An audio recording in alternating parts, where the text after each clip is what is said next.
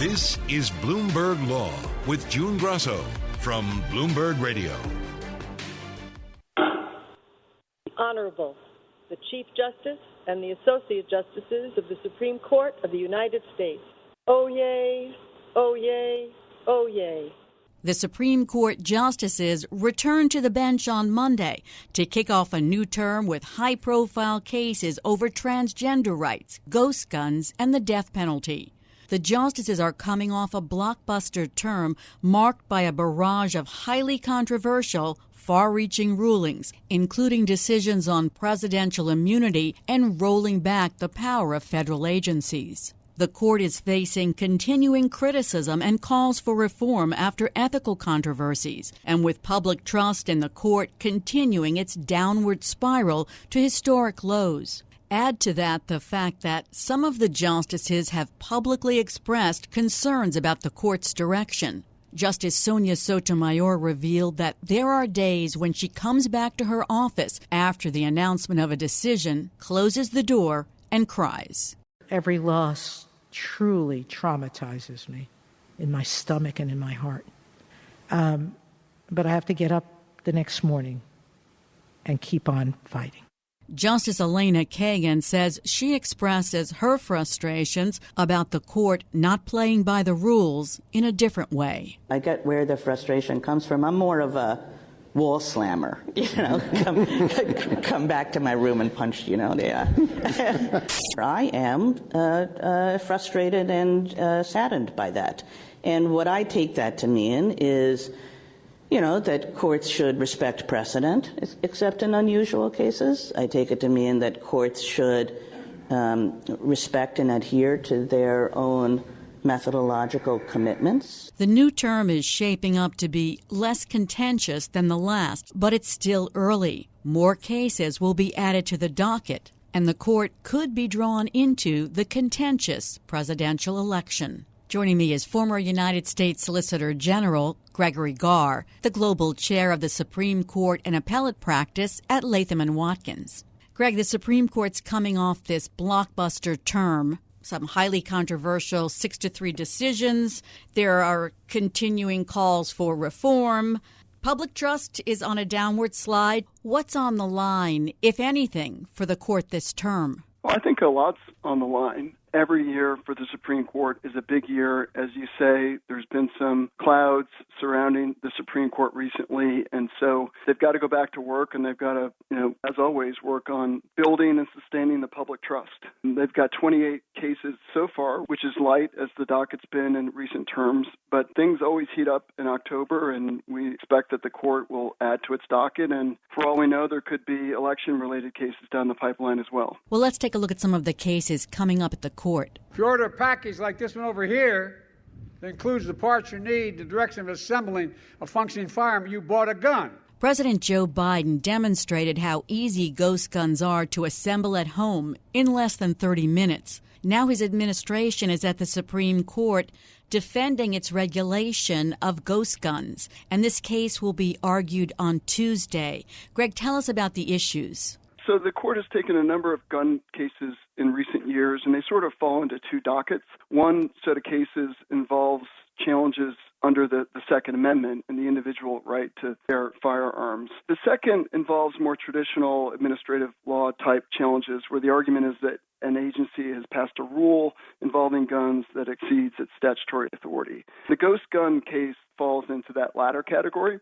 As you noted, it involves a challenge to 2022 regulation by the Bureau of Alcohol, Tobacco, and Firearms that defines kits that are sold with parts that can be used to assemble a gun in as little as 30 minutes. And the rule says that those kits qualify as a firearm under the Gun Control Act and can be regulated as such. And that's important, the government claims, because the guns, once assembled, lack serial numbers, and so that's why they're known as ghost guns.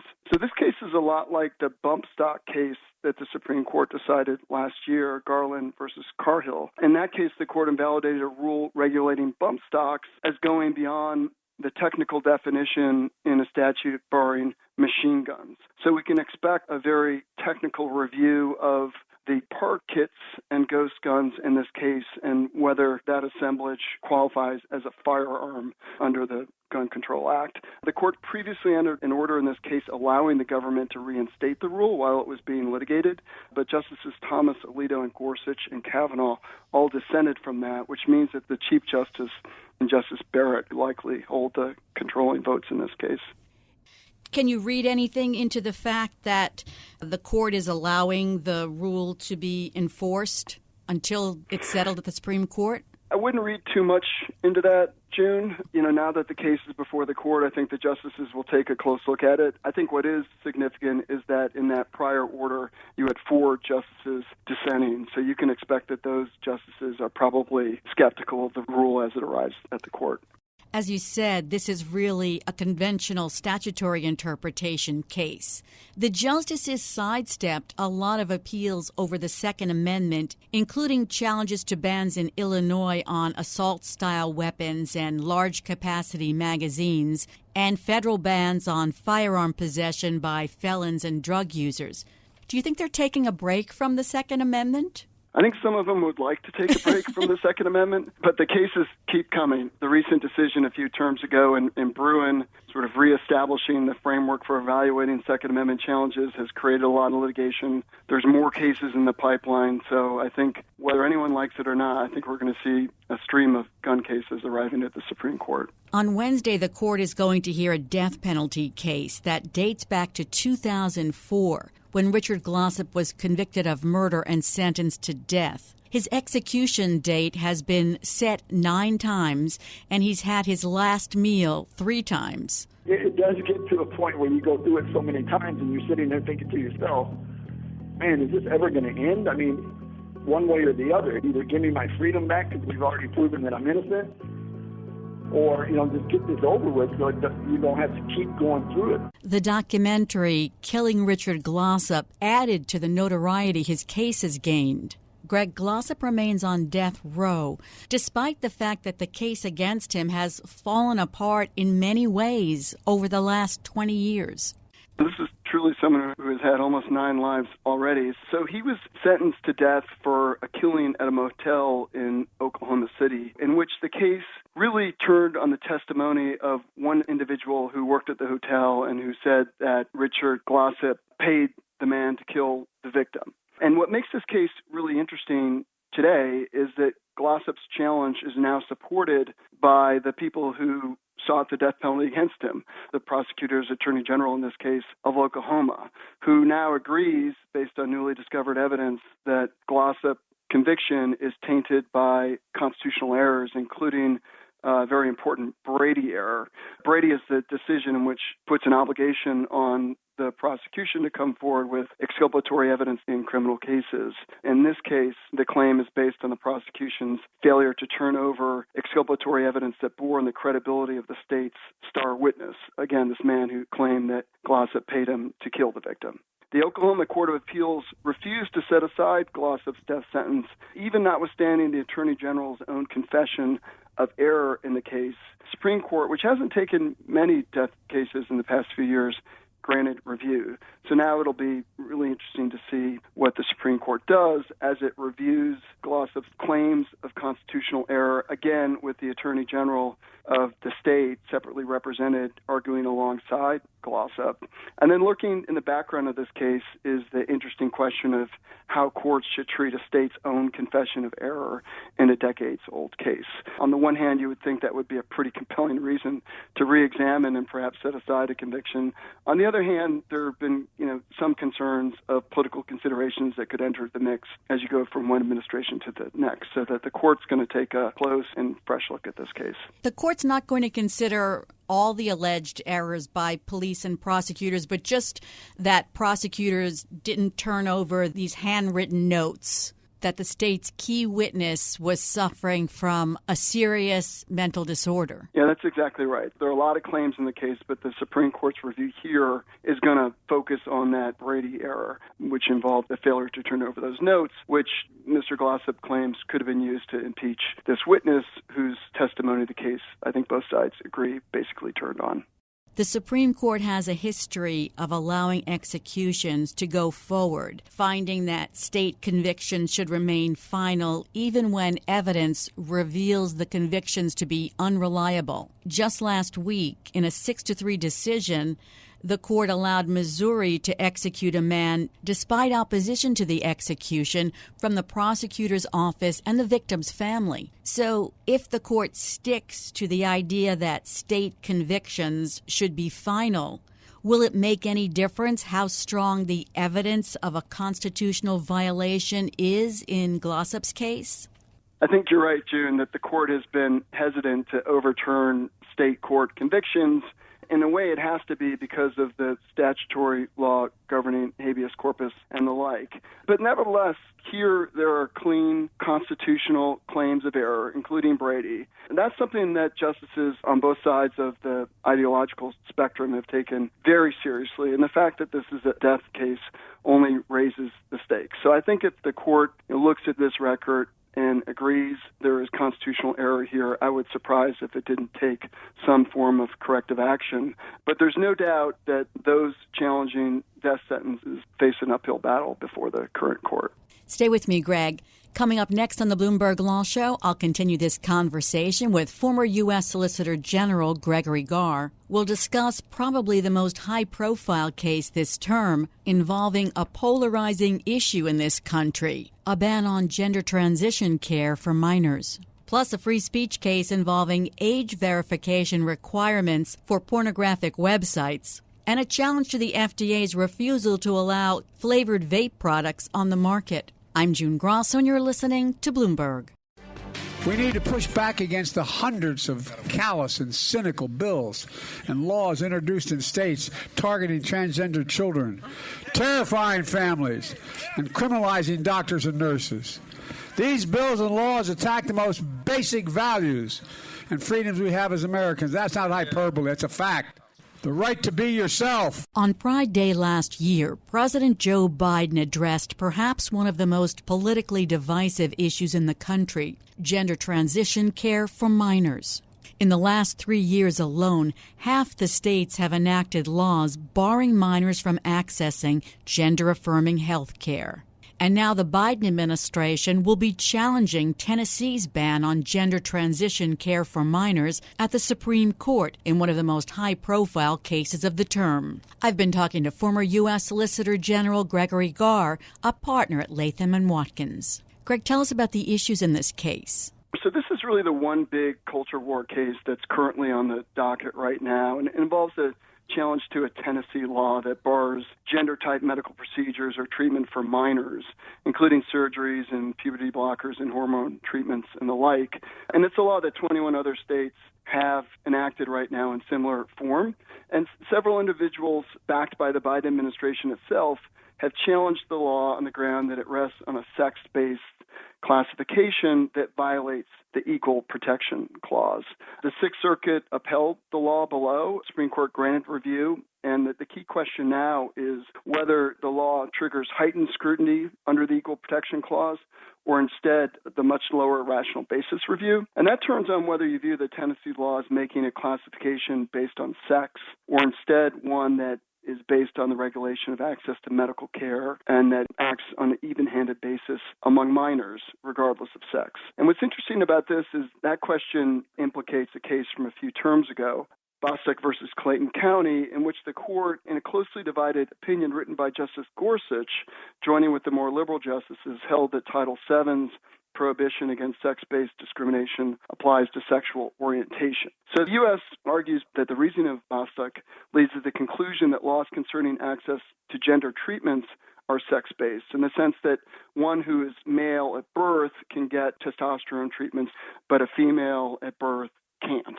Whereas the state argues in this case that the law doesn't draw any distinction based on sex because it simply applies to all minors and bars access to these treatments in the case of gender-type procedures for all individuals, regardless of sex.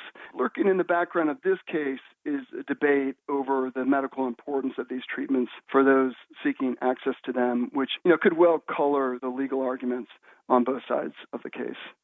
So could this decision establish a landmark legal precedent? I think it's going to be quite important because this is one of the early cases in which the court has confronted the issue of transgender rights and, laws drawing classifications of this type. So although I suspect that the court's decision will be, focused on the Tennessee law at issue here, I think it could have long-term implications for laws and actions dealing with this important question. Another case involving minors is about age verification for pornographic websites, and it's a First Amendment case. So Texas enacted a law that says that any website that publishes pornographic or other harmful material must require users to verify that they're 18 years or older in order to access the site using various forms of virtual IDs. And the argument that the plaintiffs brought in this case is that the law violates the First Amendment by burdening adults' rights to access the material on such websites by basically making it more burdensome or cumbersome to have to show an ID or the like to get onto the site. The Fifth Circuit upheld the law and the Supreme Court granted review. This is another case where the big question is, how strictly the court has to review the law. Do you apply strict scrutiny or the much lower form of review rational basis? And that turns on the court's reading of a 55-year-old case called Ginsburg versus New York in 1968, in which the court held that the states may restrict minors' access to pornographic material. But in more recent cases, including a case 10 years or so ago in Ashcroft versus ACLU, the court has subjected laws restricting adult access to websites and the like to strict scrutiny. And this court has established itself as very pro-First Amendment and arguably is one of the most pro-First Amendment courts in the court's history. So it'll be interesting to see how it analyzes this law. So the Supreme Court in April refused a request by the challengers to halt enforcement of the law while litigation in the dispute proceeds. Every time they do something like that, I say, does that indicate where they're going here? I mean, of course, if the court really hates a law, it's going to prevent it from being enforced. So that's a strong indication it's not going to get a favorable reception when it arrives. But it's a really high standard to invalidate a law during litigation. And so I think that's, one sort of tea leaf. But I think that in itself is unlikely to tell us much about how the court would resolve this case. So this could be a case that involves an interesting lineup and a narrow decision. And another case concerns vaping and young people. Get your head out of the cloud. Today, nearly 8,000 kids will start vaping. Maybe even yours. Learn about the dangers. Despite the many warnings, middle and high school students used e-cigarettes or vapes more than any other tobacco product this year, and most of them used flavored vapes, according to the CDC. So, Greg, the Supreme Court is going to hear this case over the Food and Drug Administration's power to bar flavored vaping products over concerns they're likely to appeal to young people. And here it's a challenge to the FDA's defense of its rejection of the applications by two companies who sell flavored vaping products. The FDA declined the application, as it has done for most similar applications, because of public health concerns stemming from the use of flavored vaping products and the attraction of minors. And so the companies argued here that the FDA had violated the Administrative Procedures Act by acting arbitrarily and capriciously, in that it engaged in sort of an unfair surprise by changing the rules for evaluating these applications in midstream without fair notice and improperly refusing to consider certain evidence. It was something of a surprise that the Fifth Circuit here, broke with other courts that had faced similar challenges in finding that the FDA had acted unlawfully in disapproving these applications. And so I think that this, could be a sleeper case, and it's definitely an interesting case to follow because it's really more of a nuts and bolts administrative law case than sort of an e-cigarette case. But a decision upholding the Fifth Circuit, I think, would invigorate arbitrary and capricious challenges to all sorts of rules.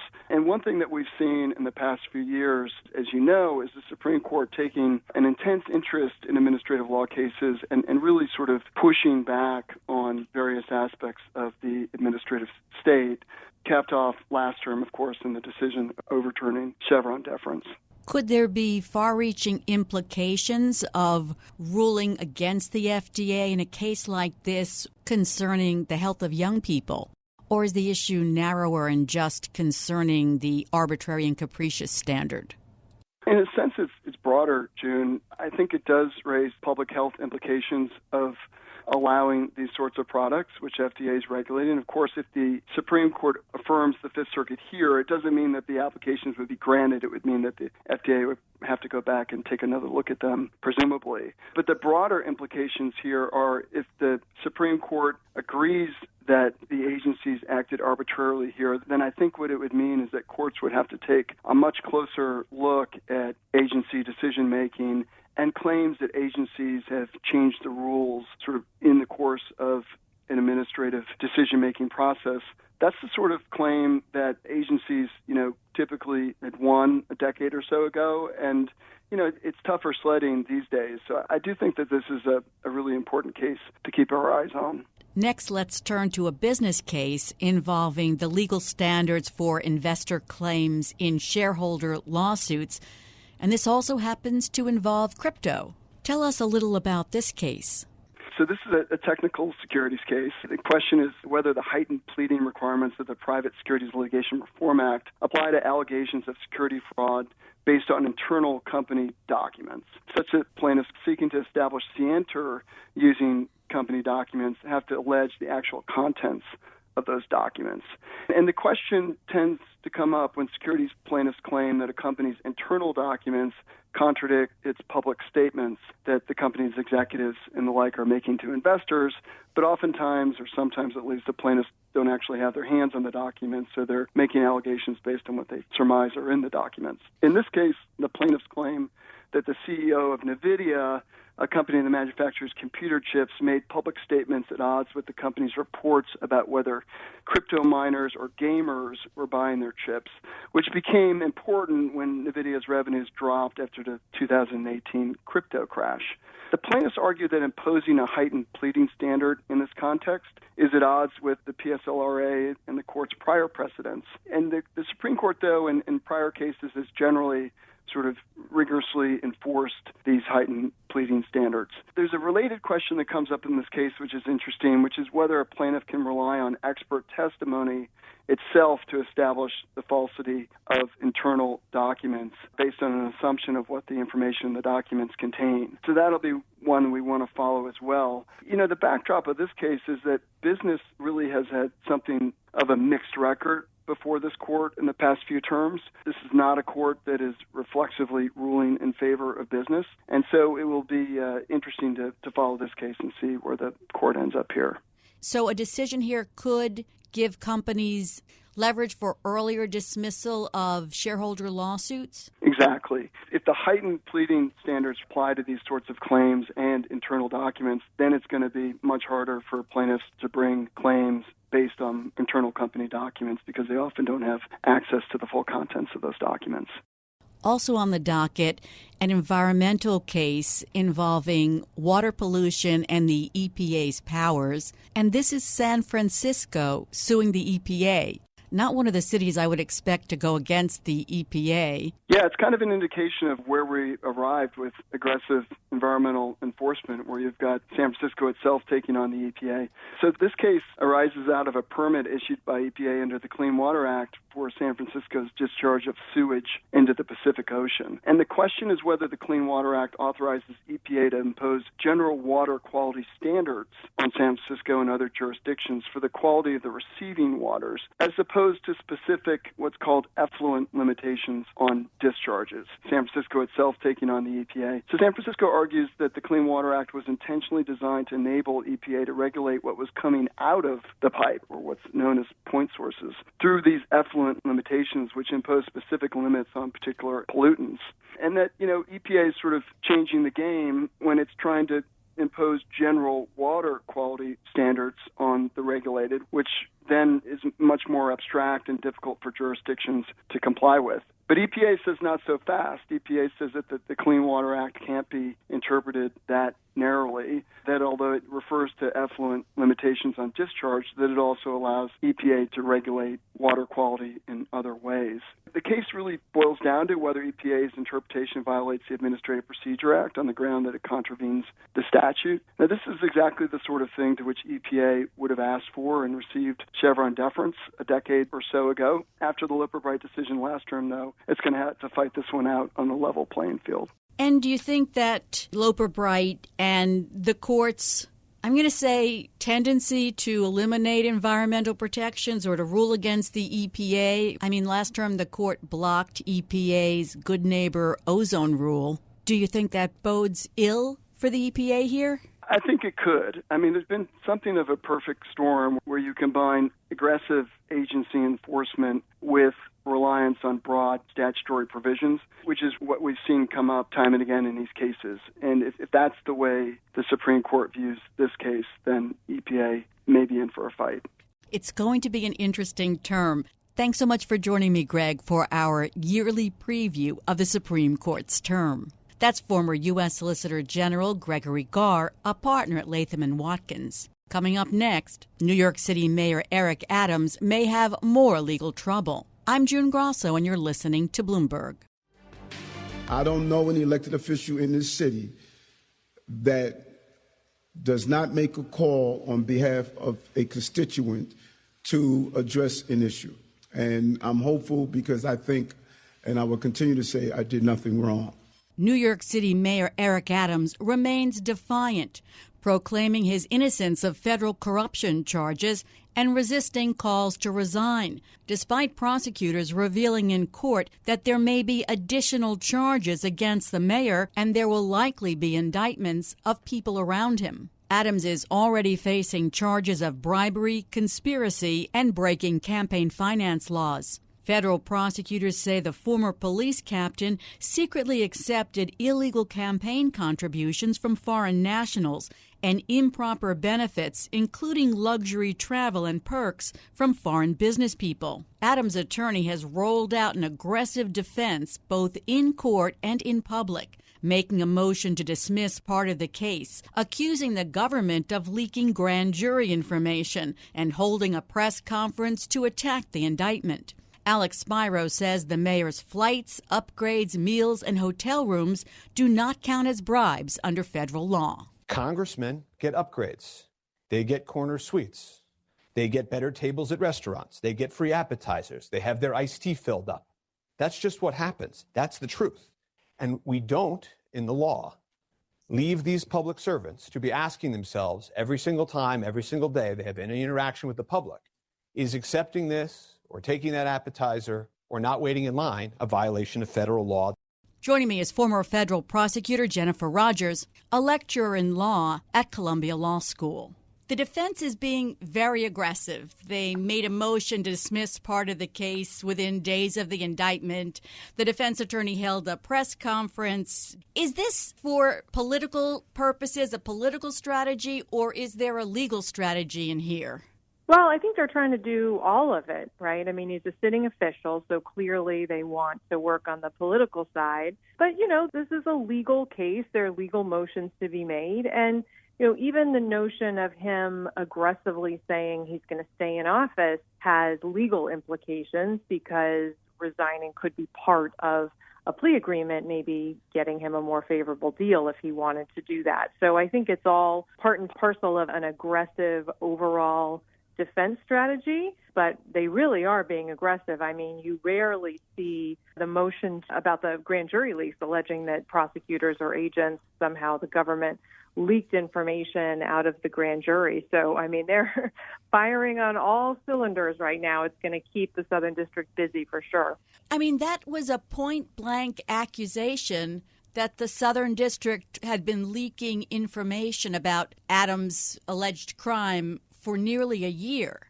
Yeah, I mean, I don't know what they're basing that on. I think, they better have receipts if they're going to allege something like that. So we'll see what they say. That would be unprecedented for the Southern District to be found guilty of something like that. So, my inclination is to say that it's not true and that they won't find any basis to believe that happened. But, obviously you never know. I mean, there could be a bad seed somewhere, but that is so opposite of the ethos of that office that, it would shock me if that ended up being true. So, we'll see how it plays out. They're making a motion to dismiss the bribery charge. And the defense attorney said that doesn't amount to a federal crime at all.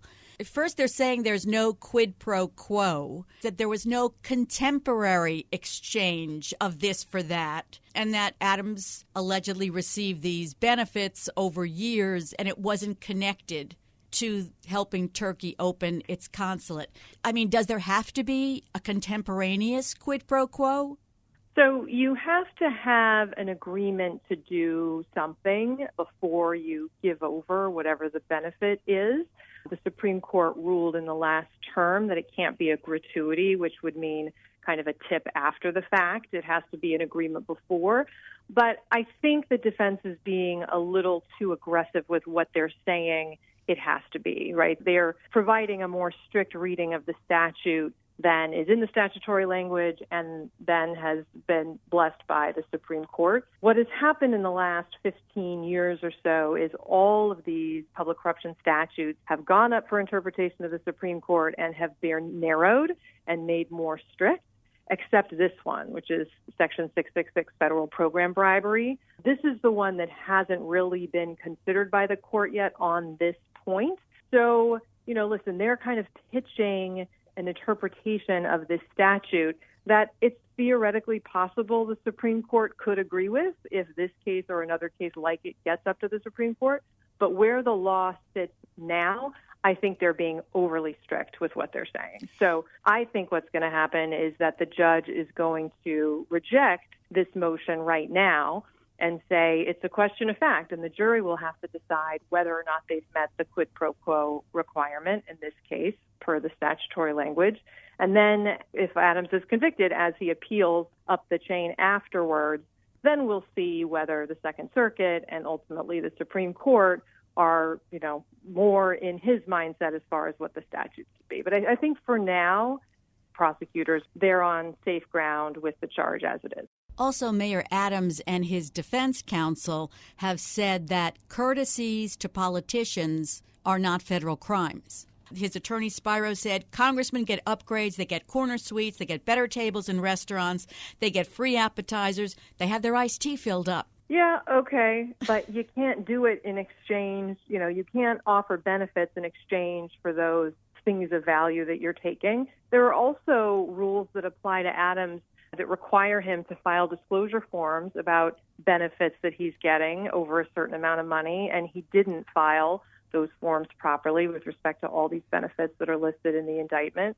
So, there's a non-disclosure part of this that makes it look more suspicious, that he understood that these were things that he should not be taking. And again, it's all about the exchange. Like, could he take an upgrade if randomly he went to check in for his flight and someone said, hey, you're a great mayor, we'd like to upgrade you to business class? If there wasn't anything about, and I expect something from you in return, then sure, that wouldn't be bribery. But that's not what's being alleged here. So, part of their job is to try to kind of poo-poo the allegations and make it seem like no big deal. So that's what they're doing here, and I understand that. But when they say things kind of generically like, oh, it's like filling up your iced tea, it's not like filling up your iced tea. Now, the donations from foreign sources through straw donors, his attorney said those charges are based on one Adams staffer who lied. Well, so this is interesting. I mean, listen, they want to say something about every part of the case, right? They don't want to concede anything at this point. what they're saying about this part of the case is what you would expect when there's a cooperating witness. Okay, there's evidence against our guy. Okay, this looks really bad, but that person is a liar.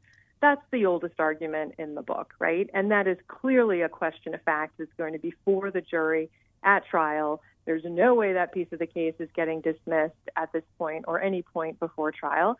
And the jury will have to sort it out when this person testifies. Do we believe her? Is she credible? Is there other evidence in the case that corroborates her? And prosecutors, as you know, will be working hard. They already have been, I'm sure, but will continue to work hard to find corroborating evidence that they will present to the jury so that they can say it's not just her, it's all this other information, it's text messages, it's, other people testifying similarly, and so on. The one thing about this piece of the case, which generally I think is quite strong, given what's listed in the indictment, is that it's not all that much money, at least as they've laid it out so far.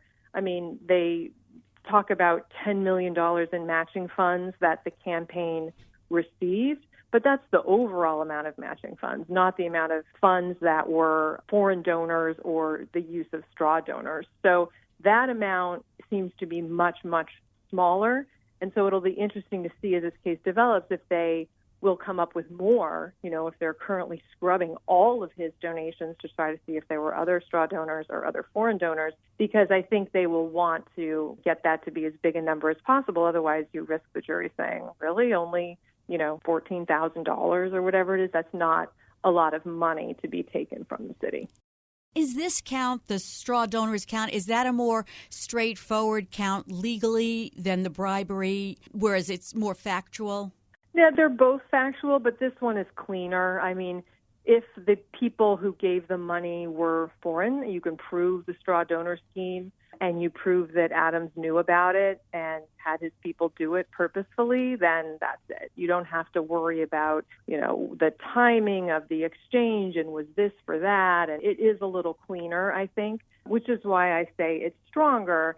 And the only concern that I have about that piece of it is that I just don't think the amounts seem to be very high. Now, the foreign element of it, the fact that there were foreign donors, the amount doesn't really matter. I mean, you're not allowed to accept money in your campaign from foreign people or even non-New York City residents. I mean, it's not just out of the U.S. These people have to be New York City residents in order to get the matching funds. So that doesn't really have an amount tied to it per se.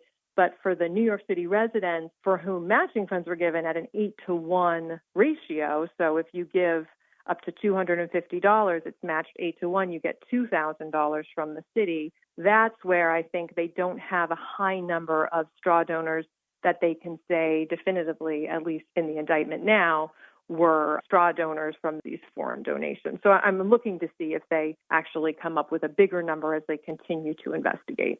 Well, at a hearing this week, the federal prosecutors said they're pursuing several related investigations that could lead to additional corruption charges against Adams and quite likely indictments for people in his orbit.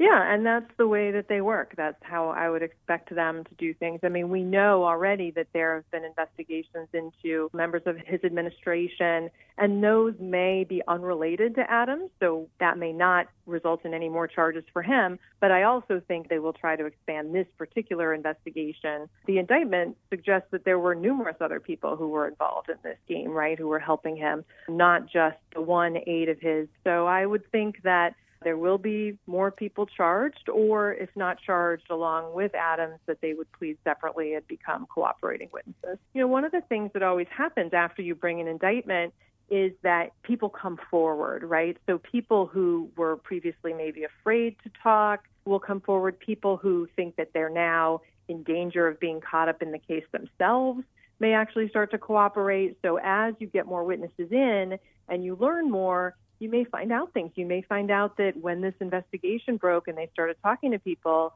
that Eric Adams or people close to him were contacting potential witnesses and telling them, not to cooperate, to wipe their phones. There's already some evidence in the indictment about you should erase all your text messages with me, et cetera. So as more and more people are coming forward with information, they'll see whether they could actually bring more charges. A lot more to come in the case. Thanks so much, Jennifer. That's former federal prosecutor Jennifer Rodgers. And that's it for this edition of the Bloomberg Law Podcast. Remember, you can always get the latest legal news by subscribing and listening to the show on Apple Podcasts, Spotify, and at Bloomberg.com/podcast/law. I'm June Grasso, and this is Bloomberg.